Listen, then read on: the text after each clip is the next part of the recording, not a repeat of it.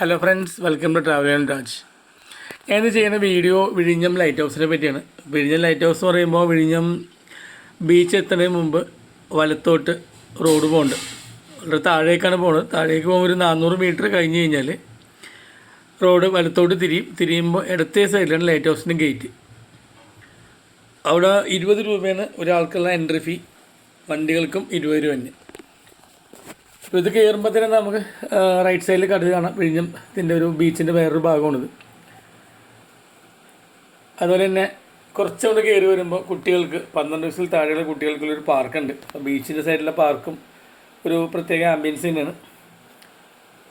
അപ്പോൾ ഇവിടെ ഈ ടൈൽസ് ഇട്ടേക്കണ വെള്ള, ചുമപ്പ്, കറുപ്പ്, ഈ ടൈൽസാണ് നമ്മൾ നേരെ ഈ ലൈറ്റ് ഹൗസിൻ്റെ ബേസിലോട്ട് കൊണ്ടുപോകുന്നത്. അപ്പോൾ ഈ ടൈൽസിൻ്റെ കളറിൻ്റെ സെലക്ഷനും ഒരു കഥയുണ്ട്, അത് പറഞ്ഞുതരാം. അപ്പോൾ നമ്മൾ ബേസിലെത്തുമ്പോൾ റൈറ്റ് സൈഡിലൊരു കഫ്റ്റീരിയ ഉണ്ട്, ഇരിക്കാനുള്ള നമ്മളുടെ ബെഞ്ചും അതുപോലെ തന്നെ കുറച്ച് ചെടികളും ഈ മരങ്ങളുടെയൊക്കെ ബേസ്മെൻറ്റ് ഉണ്ടാക്കി നല്ല രീതിയിൽ മെയിൻറ്റെയിൻ ചെയ്യുന്നുണ്ട്. പുല്ലുകളാണെങ്കിൽ വളരെ ക്ലിയർ ആയിട്ട് ഒരു വെട്ടി മെയിൻറ്റെയിൻ ചെയ്യുന്നുണ്ട്. അപ്പോൾ ഇതാണ് നമ്മുടെ നേരെ മുമ്പിൽ കാണുന്ന ലൈറ്റ് ഹൗസ്. അപ്പോൾ ലൈറ്റ് ഹൗസിൻ്റെ കളറൊന്ന് വാച്ച് ചെയ്യാം.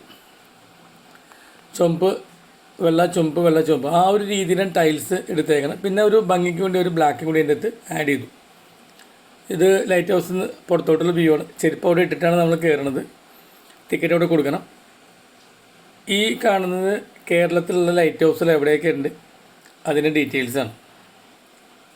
ഇത് ശ്രദ്ധിക്കേണ്ട കാര്യം, നേരത്തെ പറഞ്ഞു തിങ്കളാഴ്ച ഒരു അവധിയാണ്. മാത്രമല്ല നല്ല മഴ, കാറ്റ്, ഇടിമിന്നൽ ഉണ്ടെങ്കിൽ ഇതിൻ്റെ മുകളിലോട്ട് ആൾക്കാർക്ക് പ്രവേശനമില്ല. അത് ആദ്യം തന്നെ അവർ പറയുന്നുണ്ട് സെക്യൂരിറ്റി.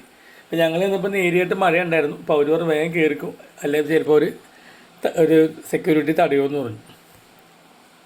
ഇത് ഈ ലൈറ്റ് ഹൗസിൻ്റെ ഹിസ്റ്ററിയാണ്. ഇത് ഫുള്ളി കരിങ്കല്ല് കൊണ്ടാണ് ഉണ്ടാക്കിയിരിക്കുന്നത്. മുകളിൽ ചെല്ലുമ്പോൾ നമുക്ക് ആ ഒരു ഫീല് കിട്ടും.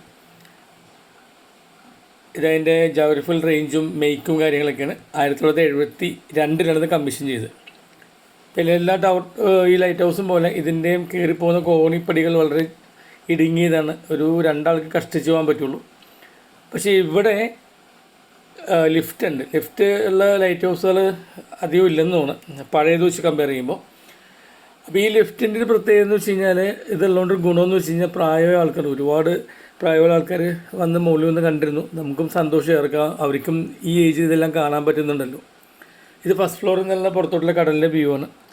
അപ്പോൾ ലിഫ്റ്റ് ഒരു 4 അല്ലെങ്കിൽ 5 പേർക്ക് കഷ്ടിച്ച് സഞ്ചരിക്കാവുന്നതാണ്.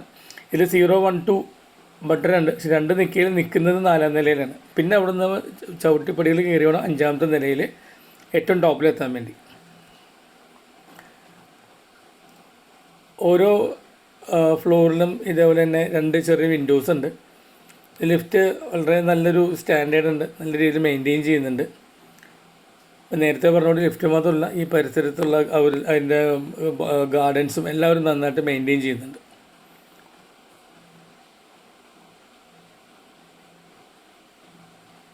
ലിഫ്റ്റ് സെൽഫ് ഓപ്പറേറ്റഡ് ആണ്.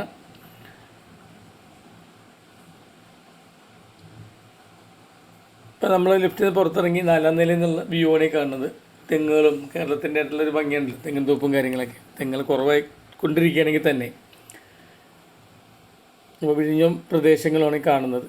ഇവിടെ നിന്ന് ഏറ്റവും മുകളിലോട്ട് നിലയിലോട്ട് കയറാൻ കോണിപ്പടിയാണ്. അത് ഈ കോണിപ്പടി ഇത്തിരി സ്റ്റീപ്പാണ്, എന്നാലും കയറാവുന്നുള്ളൂ. നേരത്തെ പറഞ്ഞുകൊണ്ട് 70 വയസ്സുള്ളതും അതിൻ്റെ മുകളിലുള്ള അമ്മമാരൊക്കെ അവിടെ ഉണ്ടായിരുന്നു. മക്കളും ചെറുമക്കളുടെ അവരുടെ സന്തോഷം ഒന്ന് കണ്ടായിരുന്നു. അപ്പോൾ ഈ കാണുന്നതാണ് ഇത് വിഴിഞ്ഞത്തിൻ്റെ ബീച്ചിൻ്റെ വേറൊരു വശമാണ്. ഈ ബീച്ചിൻ്റെ അപ്പുറത്തായിട്ട് കുറേ പാറക്കെട്ടുകൾ കാണാം. അതിൻ്റെ അപ്പുറത്താണ് കോവളം ബീച്ച് വരുന്നത്. കാരണം വിഴിഞ്ഞം കോവളം തമ്മിൽ അധികം ഡിസ്റ്റൻസില്ല, എനിക്ക് തോന്നുന്നത് ഒരു 10 കിലോമീറ്റർ താഴെയോളം തോന്നും. പിന്നെ ഈ കോവളത്തും വിഴിഞ്ഞത്തും ബീച്ചിൽ ചില സ്ഥലങ്ങളിൽ പാറക്കെട്ടുകൾ ഉള്ളതുകൊണ്ട് തന്നെ ഈ തിരകളൊന്നടിക്കുമ്പോൾ അതിൻ്റെ ഒരു പ്രത്യേക സൗണ്ടുണ്ട്. ആ സൗണ്ട് ഒരു വീഡിയോ എക്സ്റ്റെൻഡ് ചെയ്തിട്ടുണ്ട്. കാരണം ആ വീഡിയോ ഒന്ന് ആ സൗണ്ട് നമ്മളൊന്ന് ആസ്വദിച്ചാൽ മാത്രമേ ലൈറ്റ് ഹൗസിൽ നിൽക്കുന്നതിൻ്റെ ഒരു ഫീലിംഗ് കിട്ടുള്ളൂ. എല്ലാ ലൈറ്റ് ഹൗസിലും അതിനായിട്ടുള്ള ഹിസ്റ്ററി ഉണ്ട്. ഇവിടെ താഴെ ഒരു ചെറിയ ഫൗണ്ടർ ഉണ്ട്, പകല് വർക്ക് ചെയ്യുന്നില്ല. പിന്നെ സോളാർ പാനൽസ് വെച്ചിട്ടുണ്ട് ലൈറ്റുകളെല്ലാം പവർ അപ്പ് ചെയ്യാൻ വേണ്ടി. ദൂരെ കാണുന്നത് ആണ് ഇടത്തെ വശത്ത് കാണുന്ന വിഴിഞ്ഞം ബീച്ച്. അതിൻ്റെ അപ്പുറത്ത് ക്രെയിനുകൾ കാണുന്നുണ്ട്. അതാണ് നമ്മളിപ്പോൾ പത്രത്തിലൊക്കെ വായിക്കുന്ന വിഴിഞ്ഞം അദാനി പോർട്ട്. അവിടെ ഷിപ്പും കണ്ടെയ്നേഴ്സ് പൊക്കാനുള്ള ക്രെയിനുകൾ അതിൽ കൊണ്ടുവരുന്നുണ്ടായിരുന്നു. 2026 കമ്മീഷൻ ചെയ്യാമെന്ന് വിചാരിക്കുന്നത്. പിന്നെ അങ്ങോട്ട് പോകുന്നൊരു വീഡിയോയിൽ ഒരു 2 മിനിറ്റോളം കടലിൻ്റെ സൗണ്ട് മാത്രമേ ഉള്ളൂ. കാരണം ഇവിടെ നിന്ന് എന്താണ് കേൾക്കണം എന്ന് ലൈറ്റ് ഹൗസിൽ കയറിയാൽ, പ്രത്യേകിച്ച് വിഴിഞ്ഞത്ത് വരുമ്പോൾ എന്താണ് ഫീലിംഗ് നിങ്ങൾക്കൊന്ന് മനസ്സിലാകാൻ വേണ്ടിയാണ് അങ്ങനെ വീഡിയോ ചെയ്യുന്നത്. ഒന്ന് കേട്ടു നോക്കുക. വളരെ നല്ല ഫീലിംഗ് ആയിരുന്നു നമ്മൾ ഈ താഴെയുള്ള പ്രകൃതിയും കടലും കണ്ടവിടെ നിൽക്കുമ്പോൾ.